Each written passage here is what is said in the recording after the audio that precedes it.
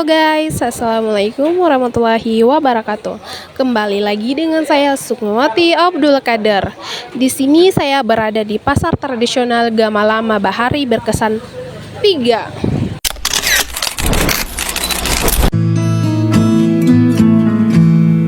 Loving can hurt. I wanna follow it. In the night I lie and look up at you. Oh baby, you should go and love yourself. I'm falling again. I'm falling again. I'm falling. When I see your face, I've been losing sleep, dreaming about the things that we could. A little bit of love.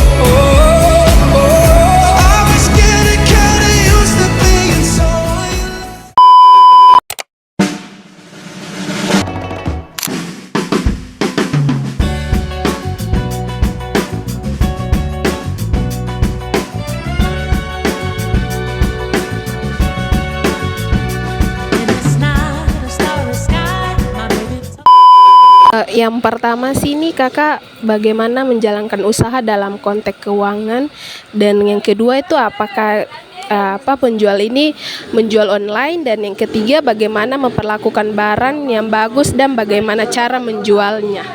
Kalau untuk pertanyaan pertama, dalam konteks keuntungan itu tergantung dalam per bulan kita stok bawangnya itu berapa banyak. Ya, contoh kalau dari 1 kilo keuntungan kita bisa sampai 10.000, berarti 1 ton itu bisa 10 juta. Jadi kalau dalam 1 bulan kita bisa stok sampai 5 ton, ya keuntungan bersihnya itu bisa 50 begitu. Kalau di sini kakak menjual Untuk penjualan online atau tidak, kita jualannya offline di meja, tidak ada online.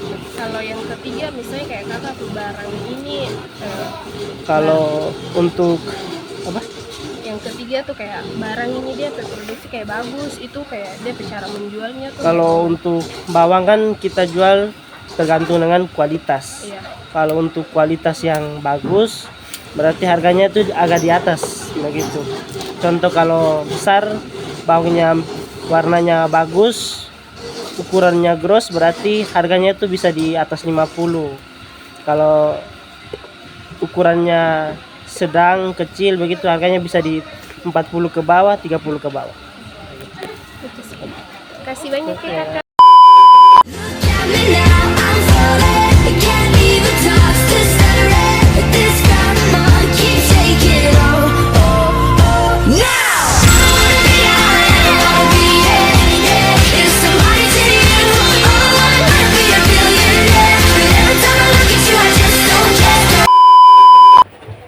Materi kali ini yang saya bawa berjudul tentang berdagang dalam tata syariah Islam.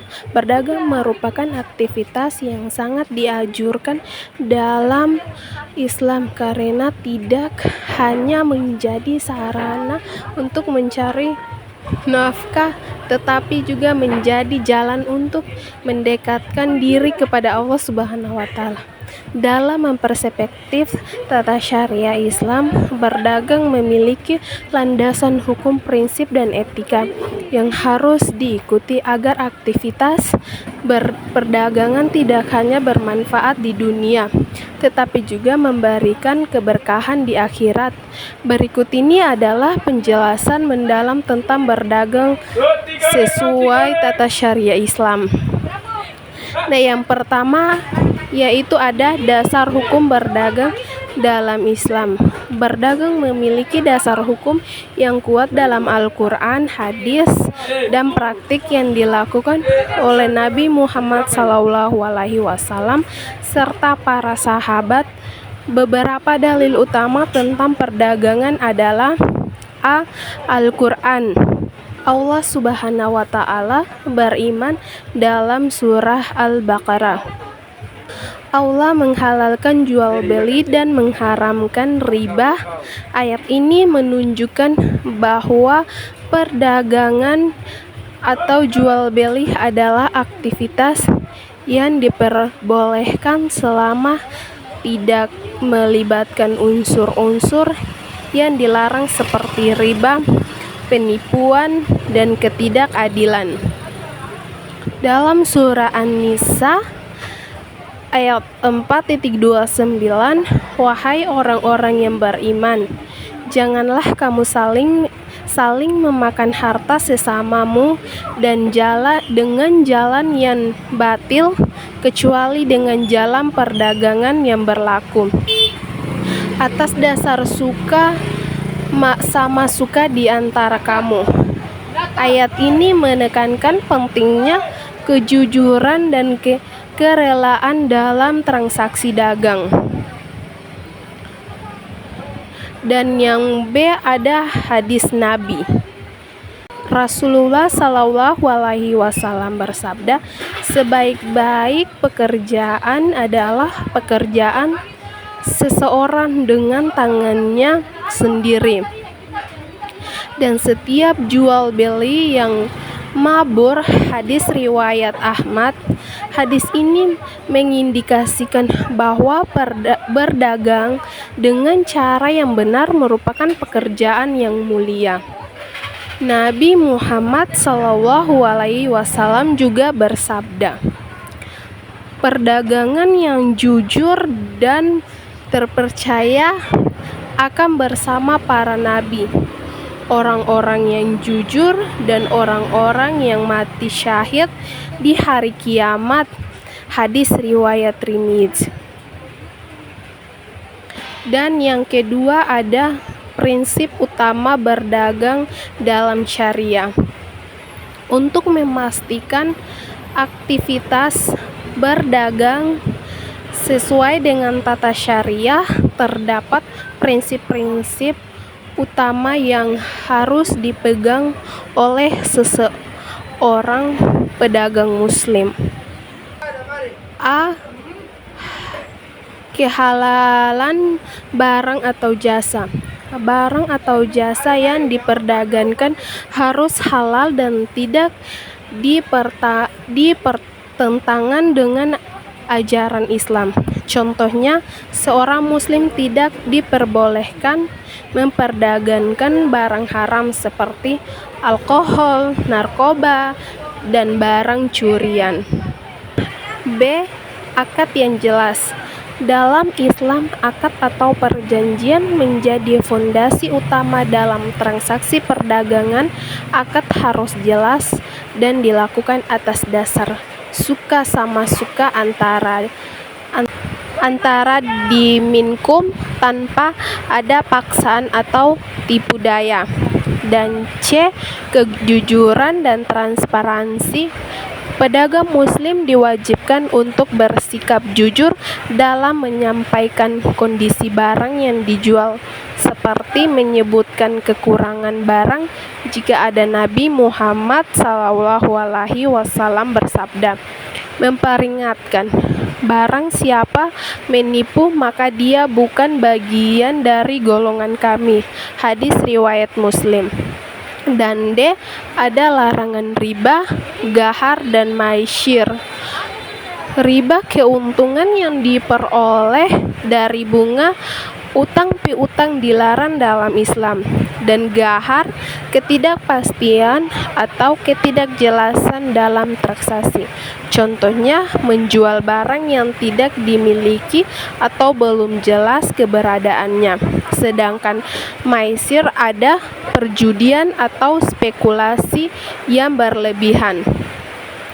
Dan E. Keadilan dalam timbangan dan harga. Seorang pedagang muslim harus memastikan bahwa timbangan, takaran, atau ukuran barang yang dijual sesuai dengan yang telah disepakati. Allah berfirman dalam surah Al-Mutaffifin ayat 83:1-3. Celakalah bagi orang-orang yang curang, yaitu orang-orang yang apabila menerima takaran dari orang lain, mereka minta dipenuhi, dan apabila mereka menakar atau menimbang untuk orang lain, mereka mengurangi. Dan yang ketiga ada etika berdagang menurut syariah. Islam tidak hanya mengatur aspek legalitas perdagangan, tetapi juga memperhatikan etika dalam berdagang. Beberapa etika penting yang harus diterapkan adalah yang pertama, niat yang ikhlas. Seseorang berdagang harus berniat bahwa aktivitas dagangnya adalah untuk mencari ridha Allah Subhanahu wa taala, bukan semata-mata mencari keuntungan duniawi. Dan yang kedua, menghindari sumpah palsu. Rasulullah Shallallahu alaihi wasallam bersabda, sumpah yang digunakan untuk melariskan barang dagangan akan menghapus keberkahan. Hadis riwayat Bukhari dan Muslim. Dan yang ketiga ada tidak monopoli atau menimbun barang. Menimbun barang dengan tujuan menaikkan harga adalah tindakan yang dilarang. Nabi Shallallahu alaihi wasallam bersabda, tidak ada yang menimbuh barang kecuali orang yang berdosa. Hadis riwayat Muslim. Dan yang ada mengutamakan kepuasan pelanggan. Pedagang muslim dianjurkan memberikan pelayanan terbaik kepada pembeli, termaksud memberikan harga yang adil dan perilakuan yang baik. Dan berorientasi pada keberkahan. Keuntungan yang besar tidak akan berarti jika tidak disertai keberkahan. Keberkahan diperoleh dari kejujuran, kepuasan pelanggan, dan niat yang baik. Dan yang keempat ada implementasi dalam perdagangan modern. Dalam konteks modern, prinsip syariah tetap relevan dan harus diterapkan meskipun teknologi dan dinamika pasar terus berkembang. Berikut adalah beberapa contoh penerapan tata syariah dalam berdagang modern. Yang pertama, e-commerce dan jual beli online. Transaksi online harus mematuhi prinsip kejelasan akad, informasi tentang produk harus lengkap, termasuk harga, kondisi barang, dan kebijakan pengambilan. Dan yang kedua, investasi dan perdagangan. Perdagangan saham. Investasi hanya diperbolehkan dalam perusahaan yang operasionalnya halal.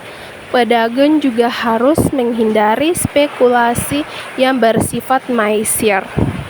Dan yang ketiga, bank syariah dan pembiayaan. Pedagang muslim dapat memanfaatkan layanan bank syariah untuk memperoleh pembiayaan tanpa riba. Dan ada etika dalam branding dan marketing. Strategi pemasaran harus dilakukan secara etis tanpa manipulasi atau menipu pelanggan. Nah, dari materi yang tadi saya sampaikan ada kesimpulannya.